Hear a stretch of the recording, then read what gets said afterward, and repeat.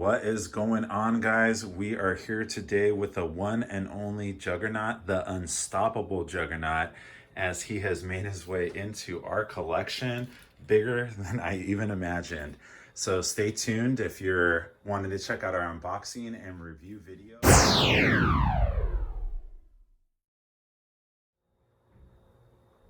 Guys, we are so excited to have Juggernaut in the house, in hand right now. This guy is massive. I have already pulled him out, fully assembled, but for your viewing pleasure, we're gonna do the unboxing video step by step right now, so that if you have Juggernaut on the way, you can see what you're gonna get in the box, how to assemble him, and what the finished product will look like. So let's go ahead and get started. As Latrice is starting to pull the base out, we did want to show you that we do have the Juggernaut print as well as the instructions right there. I would highly recommend following the instructions by the numbers. There are some components that you'll want to make sure you're putting in the right order. So definitely take a look at that. We do have one call out for one piece that kind of wasn't really explicitly instructed. So we'll get to that as we start to build this. All right. So we're starting with the base, and of course that's my favorite piece to review in every statue. So we have this is heavy. It's really heavy. Do you think you can get it? Yeah, I got it. Okay. What? We have the continuing theme of the danger room happening here, but one of the coolest components, of course, is we have Juggernaut busting through the actual mansion, floorboards and all, making his way through the door into the actual danger room. So we have that like broken tile effect that we've seen with Rogue, we've seen with Wolverine, we've seen with Gambit's is going to be the danger room as well as Colossus. Yeah. Okay. So never mind. It wasn't Not Wolverine. yeah. No. And X-23 also had the Sentinel bases. Hand, so yeah. yeah. Okay. But we do have that reoccurring theme happening here. So it is, like Latrice said, very heavy. Solid. Yeah, very solid. Really cool base though, in the respects of like having like a foundation here, something that I haven't really seen in any of my collections. So I do really like that. Kind of helps keep it raised and elevated a little bit more, adds a nice statuesque kind of appearance to it. Mm-hmm. And then of course we have styrofoam bits everywhere, but we have the floorboards from the mansion. I really like how you can see kind of through them as well. A lot of little hidden details there, splintered wood. Of course, you can see our keys where we're going to be having some of these pieces go in. The divider between the danger room and the mansion. Yeah, it's a gorgeous base, and it really ties together with the rest of the statues, which is something that I really love about this entire collection. Yeah. So let's go ahead and keep going. All right. Then it's this piece here. Yes. And this is like the threshold between, again, the mansion and the danger room. So what you see is kind of that traditional round doorway, you know, between like Cerebro and the rest of the hallway, or the danger room, or, you know, the war room in the comic books. You know, they traditionally always had some sort of separating door, and it was very round. So this looks really cool. Yeah, it looks really cool. Distressed, damaged metal, and it's all bent and warped and, you know, charred, all kinds of stuff happening in this, right? Yeah, and again, like we have like some of that like really cool metallic finish that I've seen on like Magneto, especially with the Sentinel pieces, and Wolverine and X-23.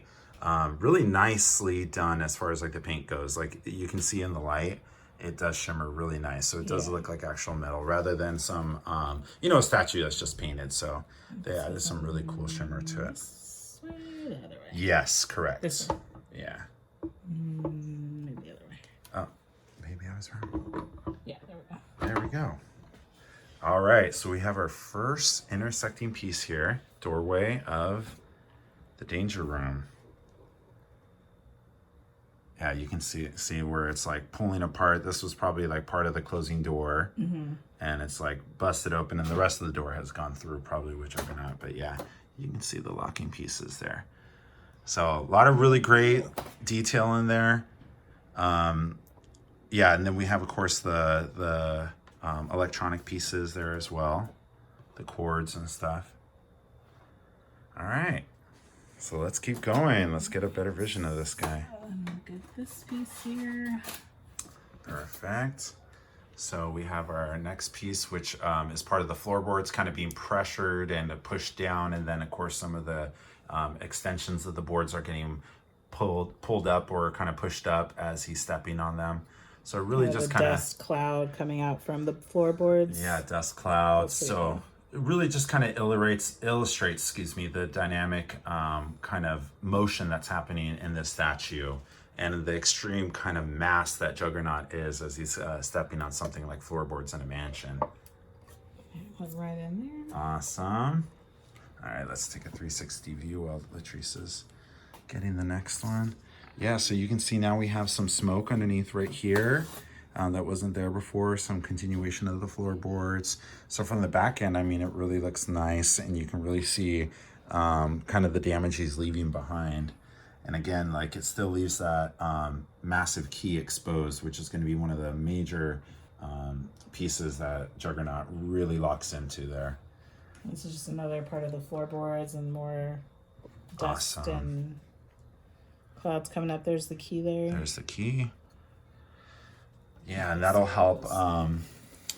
Here. It's right here. Yeah, and that'll help again, like from the back end, kind of just complete the look and kind of complete the damage, so you don't have any exposed like unnatural metal, etc. You can see that as he busted through the door, this part of the frame bent backwards, and so it uprooted some of the floorboards there. So really just kind of completes the look, especially from the back end. A lot of really great detail in this statue of stuff that you might not even see, but nonetheless, you know, as we go through it, we'll kind of take notation on stuff that may not be visible the way you display them, but there's just that eye to detail that I always appreciate, and I'm sure you do as well as a collector. All right. So this piece has a fist in it. Yeah, and when I was looking at this piece, so I kind of imagine this to be kind of the lock, if you will, in the middle of, you know, if we have the round door, it was probably the lock in the middle where Professor Xavier maybe got the scan, his facial scan, or any of the other X-Men kind of did their clearance to get into the danger room. And Juggernaut just put his fist through it, and it's, you know, flying through, and it actually is on the ground, so it looks like it went flying through the air, landed on the ground, and you can see where it actually impacted the danger room there. There's a huge crack in the danger room right here. And then, you know, it's actually, when you look at it from more of a horizontal angle, you can see where it's impacted into the ground.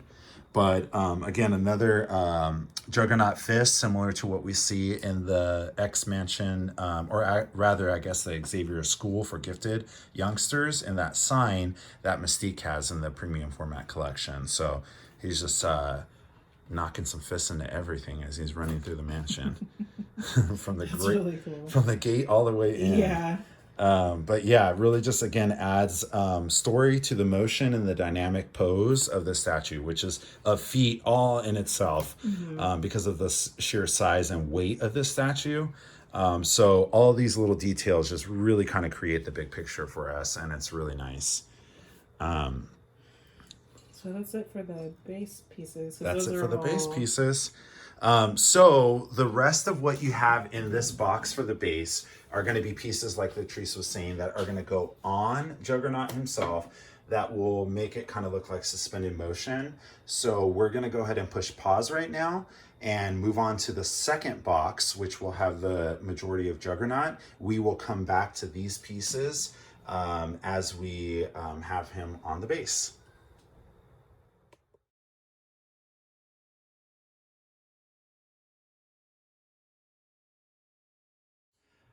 All right, guys, so this is the second box, and as you see in here, we have most of the components for Juggernaut himself. We have just one piece here that is going to be part of the danger room setting, and then we'll go back to those final pieces that were in the box that contains the base. So I'm going to go ahead and pull Juggernaut out. This guy's super heavy.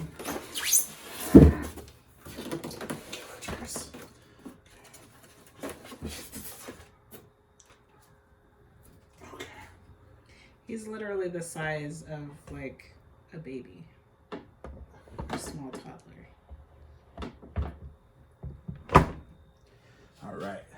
So he locked right into place.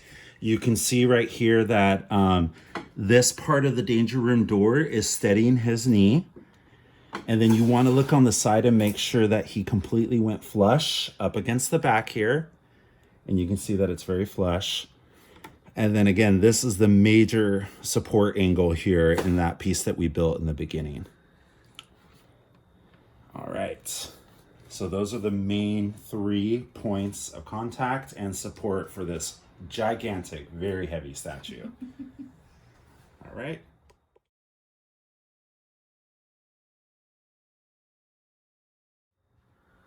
All right, so now Latrice is going to continue through the Juggernaut box, and we're going to go with one of these gigantic fists. Like the same size as my fist. Actually, bigger than yours, Latrice. It's a little closer to my fist, actually. See? Yeah. And I have huge hands. So, yeah, it's a gigantic piece, but it is true to 4th scale. And there you go. Perfect. And yeah, I mean, true to 4th scale. So, I mean, if we were really to blow this guy up, he would be disproportionate, as you see, like really big arms, really big fists, really big legs, and etc. Because that is the way the powers of Sidorak work with the crystal and stuff. So, you know, very appropriate for the character. Yeah, and those fists are they have such a strong presence all on their own. I really love the bands of Sidorak as well that are on here. So he always has these, they're often called the Crimson Bands of Sidorak on there. And there's a lot of really great weathering and kind of damage on them from obvious battle wear and, you know, kind of just the distress. And some really great detail there. So they weren't just some basic, you know, bands of Sidorak there that are on his arms. They're very, very war-torn, very appropriate, I feel like. Match. And the colors are appropriate too, which we'll talk a little bit more later as we get to the review part. Next, we're gonna apply Juggernaut's head. And so we have one of the coolest pieces, I think, is that we have the complete and total completed sculpted and painted head. Face. Yeah. And you can really see that, especially, I know in camera it doesn't really pick it up super well, but in real life you can really see the dimensions of a real head underneath a real helmet. And it really just adds a lot of extra detail to the statue that could have easily been something that any statue company could have like really cheaped out on. It just made it like solid, one piece, etc. So very nice. Again, attention to detail on Sideshow's part, similar to like the baseboards we talked about. So yeah, and Keen Marco's never looked better. This is an epic portrait. Got that great rage in there. Again, the dimensions just really pop. So much textures, not only in his face, you know, in the teeth, on the helmet as well. I mean, gosh, there's just so much going on. It just looks like he's actually really coming at you. Yeah. So excellent job done as far as like sculpt and paint up here. Yeah. Really nicely done. Just ginormous. And one thing I'll say is like there has not been a video I've seen yet, both taken by myself and others, nor a photo that has really quite captured the physical presence of this guy. He is huge, huge, and heavy. It's just, it doesn't look as wide as it actually is in pictures. That span from him, like, from him lunging forward, busting through that door, is just something to behold. Like even as I'm looking on it on my camera, it does not look as big as when I look off camera. It really, for some reason, there's some like Hollywood trickery happening here. I'm telling you. But yeah, it is something else. And yeah, just, I mean, if you want a Juggernaut statue, this is the one. Definitely. There is nothing else that can beat it. All right, what's next, Latrice? Okay, so that is one that goes right here on his thigh. There we go. And so you can see one of the locking mechanisms right here. That was obviously part of the door. Smaller locking piece right there as well. We had that the wrong way, guys. Perfect. There we go. And so, again, as he's dragging and just busting through this door, he's bringing some debris with him. So we're going to start to see a lot of these pieces kind of building that piece of the story where he is in motion. And again, like when you think about the sculpt of the statue, it would be so much easier, such the lazy way out, if you will, if they went with the museum pose where Juggernaut was standing there, maybe just flexing. He's standing on all, just upright, erect, right? And just like flexing his muscles or something. They could have easily done that. But instead, they took the difficult route and were like, how can we make something so ginormous be dynamic? And they really created it because, from back to forward, up to down, we have so much dynamic motion happening here that it's just insane. And I can't believe that they accomplished it with this huge thing. I can barely turn him. He's so heavy. So let's go ahead and add some more of those pieces, Latrice. I know that one goes right here. This little tiny one that was in the other box. Yeah, this one came in the base box. So we are now pulling in the pieces from the base, the box of the base. There we go. So we have a couple debris components there as you're starting to see it now. He's busted through the wall. And this one goes on this arm here. There's a key here in this fist here. Perfect. This goes.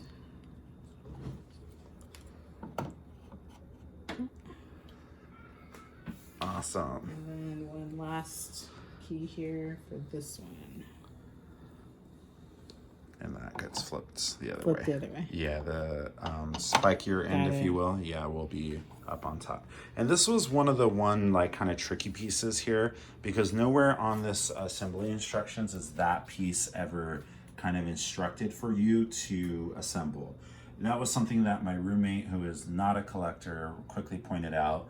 And I think, I probably wouldn't have figured it out, but I know some other collectors have figured that out. Where it goes, but for the sake of anyone that is new to collecting, or just maybe one person that follows instructions very tightly, keep an eye out for that one piece, because that does not get called out anywhere. But you do want to put it in after you get this base piece. It's like this connects to the arm, and then this piece connects to that secondary piece. So, but again, we have the motion kind of happening there where Juggernaut has busted through the door. He's taking in some of the locks and gears and pieces and shrapnel from the door in with him.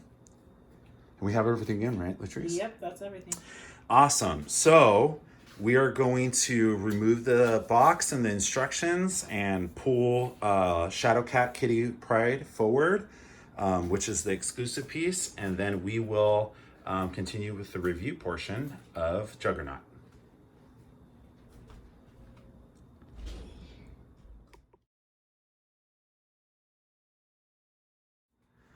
All right, now we are going to do just strictly the review portion of the Juggernaut Maquette exclusive from Sideshow Collectibles. So just to give you a little bit of a size comparison, I have something I will be displaying him with, which is an actual comic book. I know all of you have held a comic book in your hand, so you can see the sheer size between him and that comic book. But yeah, you can see how tiny that comic book looks next to him. This is the J. Scott Campbell variant for the X-Men Black miniseries, which this one featured a story about Juggernaut. Just thought it was a beautiful print, perfect for this statue. So that will be displayed next to him because there is not much room for a normal size print. It covers like all the space. But yeah, let's go back really quick to the base. Is there anything, now that it's fully assembled, Latrice, that you feel like we missed or you want to call out? I don't think so. The only thing I want to call out, obviously, as you start to add all the little components, it really just pulls it together. You get like the full forward motion effect of Juggernaut. But the one thing I do want to call out, of course, is the really epic, and I'm going to call it out now because she's kind of part of it, the really epic exclusive piece here. And I want to give a huge kudos to Sideshow for this piece because it really does feel like you get a second statue.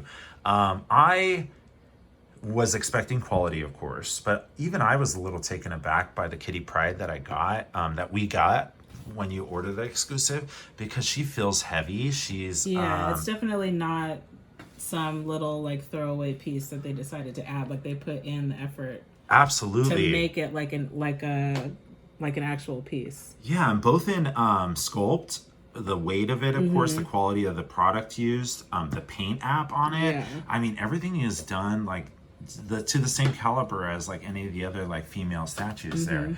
And so I really appreciate that. And what a really cool display of power for Kitty here.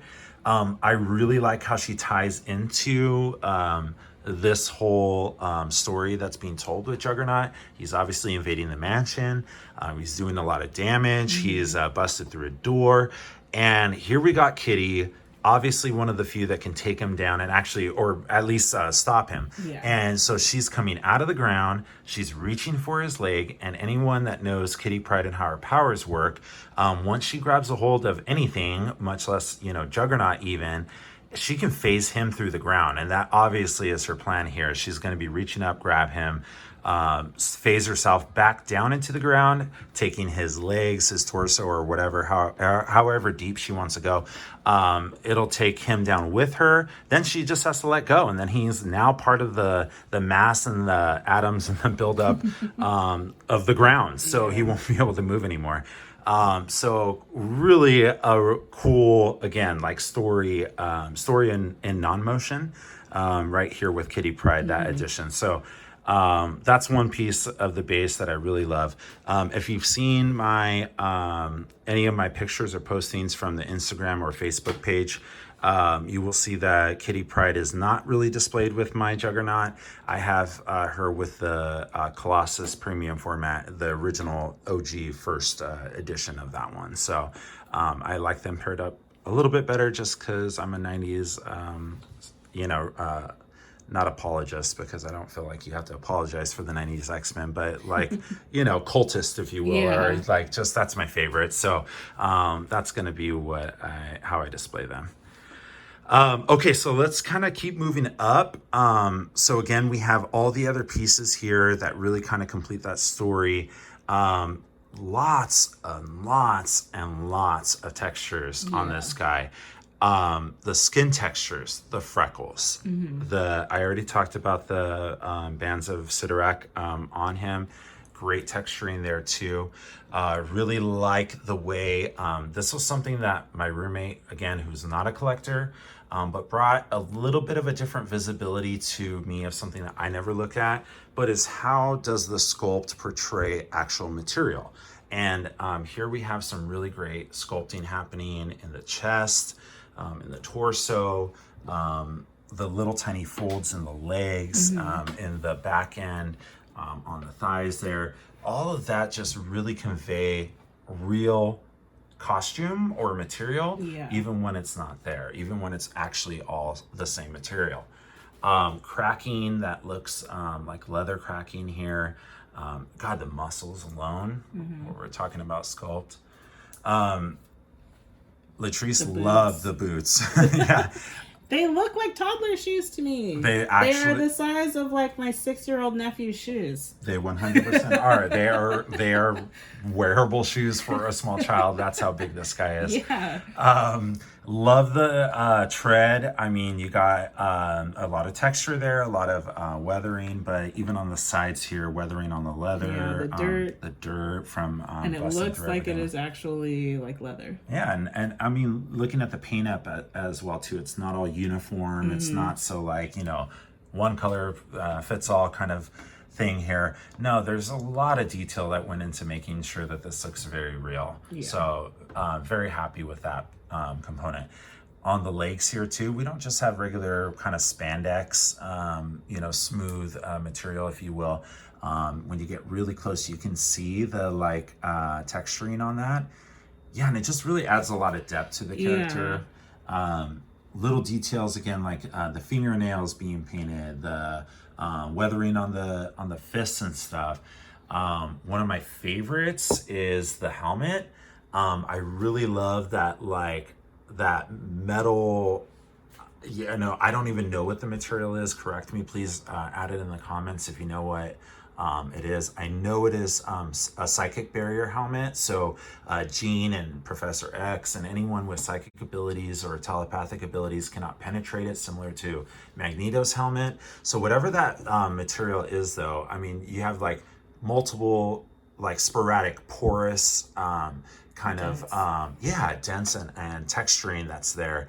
And there's, even though it's the same color, which thank you for that, and Yeah. you know, the right coloring, Yes. it does have like a little bit more of a shiny edge to it than like the leather areas here. Yeah. So again, that's 100% appropriate, but without them being two different colors and without them being like candy apple red, like you know, XM Studios did and stuff. So I really love not only the paint app, but I really love the paint colors and choices that they made. I mean, thank you for that. These are the right color maroons. It's not hard to see it in the comic right here.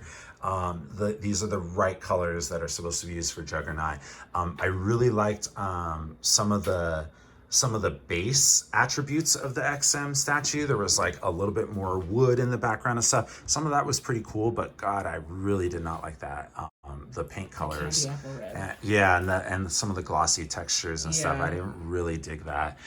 So I'm so happy with the choices that the Sideshow paint team came up with here. Let's see. Of course, we have the back end there that we talked about. The weight of the overall statue is like super heavy. I gotta warn you, if you have a display case that is very fragile, or if you were thinking about, like I thought of, if you were thinking about putting them on top of one of your display cases, don't do it. This guy is so heavy. I don't know how you get it up there. Not to mention, I'd be very concerned if you live in earthquake country like we do here in California. I'd be really concerned of any type of swaying. This will take your whole display case down for sure. Let's see. Anything else, Latrice, that you want to like point out? I feel like that's pretty much everything. Yeah, we got it good. I mean, again, kudos to the team for going the dynamic route. They did not skimp on that. The sculpt on this is just amazing. Yeah. Look at that. Look at that span. That's just a huge span. Yeah, man, this is A plus work here. Yeah, absolute A+ work. You know, I really feel like without having the shipping costs and everything of like the XM statues, like this is like something that goes beyond even, you know, those kind of type of things. This is like one of my absolute favorite pieces. I think the quality on this just speaks for itself, and everyone I've seen that has one as well, some of the major YouTube videos and other people, they're all very happy. So I'm glad to hear that. I hope that Sideshow does continue to move in a couple of these directions, because I really feel like this statue was made for the collectors, the like really true like hardcore collectors. A lot of the other statues are made for anyone to kind of jump in, and you can jump in at any point, but this one I felt like was made by collectors for collectors. It was like made for those like in deep, like super just like Latrice and I, super into this like collection thing. Like it was made for us in mind. One last thing that I'm seeing right now that I totally wanted to point out again is love the veins, like the sculpt in there is great on that, but I even love like right here, like in some parts of the arm where there is actually no even sculpt, you can see the blue. You can see the blue in there, like the subtle blue in the veins that connect. Yeah, again, the paint app, the texturing, the sculpt on this is just really superb. It's top notch. So you'll just continue to look at it and continue to find more and more details as you do. So I hope that if you were on the fence or really excited about yours coming, that this just tips you over the edge and just makes you even that much more excited for your Juggernaut to come. So thank you so much for taking the time to watch our unboxing and review portion of this video. We have a couple more on the way. I have Domino and Cable both coming up soon. They just did the unboxing videos on Sideshow for that. And so that tells us that they're on their way pretty soon. So stay tuned for those. And make sure and hit subscribe, like, and leave us a comment. And we'd love to hear from you. Thank you so much for taking the time. Have a great day. Bye.